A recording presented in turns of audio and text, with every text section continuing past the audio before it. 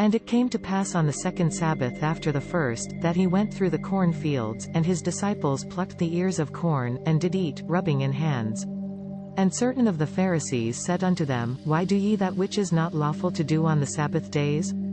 And Jesus answering them said, Have ye not read so much as this, what David did, when himself was an hungred, and they which were with him, how he went into the house of God, and did take and eat the shewbread, and gave also to them that were with him, which it is not lawful to eat but for the priests alone? And he said unto them, That the Son of Man is Lord also of the Sabbath.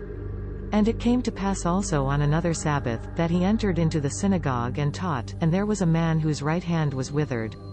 And the scribes and Pharisees watched him, whether he would heal on the Sabbath day, that they might find an accusation against him. But he knew their thoughts, and said to the man which had the withered hand, Rise up, and stand forth in the midst. And he arose and stood forth.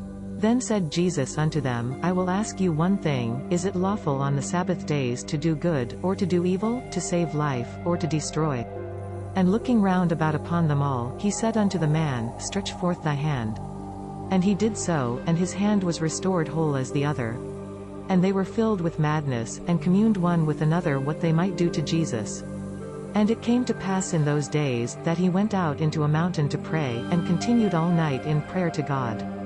And when it was day, he called his disciples, and of them he chose 12, whom also he named apostles, Simon, whom he also named Peter, and Andrew his brother, James and John, Philip and Bartholomew, Matthew and Thomas, James the of Alphaeus, and Simon called Zelotes, and Judas of James, and Judas Iscariot, which also was the traitor.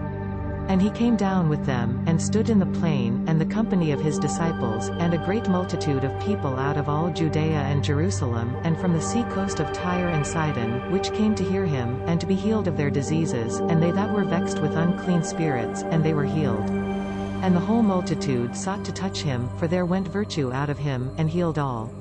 And he lifted up his eyes on his disciples, and said, Blessed poor, for yours is the kingdom of God.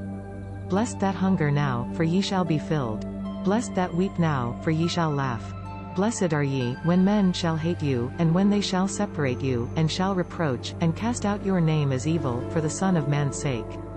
Rejoice ye in that day, and leap for joy, for, behold, your reward great in heaven, for in the like manner did their fathers unto the prophets.